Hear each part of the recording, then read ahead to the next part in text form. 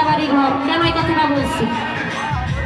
একজন ভক্ত যদি একজন দয়ালকে না পায় তাহলে কি তার আর কি মনের মধ্যে কোনো শান্তি থাকে? আর একজন খাঁটি পীরের দেখা পাইলে ওই ভক্ত কি করে? ঘরে কি থাকতে পারে? মুরব্বীরা আছে, আপনারা তো বিচার গান শুনেন।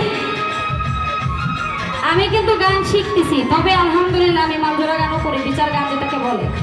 আপনারা ইউটিউবে সার্চ দিলে পাবেন, ছোট মমতাজ লিখবে। আমি কিন্তু ক্ষুদ্র একজন শিল্পী, আমি অত বড় শিল্পী না, নামি দামি শিল্পী না।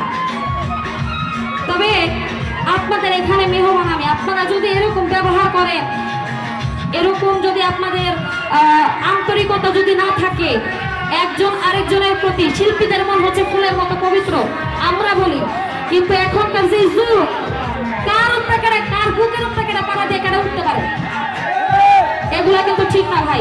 আপনি আমার বড় ভাইয়ের সমতুল্য, আমি আপনার ছোট বোনের সমতুল্য, ওইভাবে আদর স্নেহ নিয়ে তারপরে গানটা করবেন। আমি আপনাকে সম্মান দিব, কিন্তু আপনার সম্মানটা ধরে রাখতে হবে। আপনি যদি আমার সাথে খুশি করেন, আপনি কিন্তু আমি ছাড় দিয়ে কথা বলতাম না। আমি মানিকগঞ্জের শিল্পী, আমি মানিকগঞ্জের মমতাজ, এটা ভুলে যায় আপনার।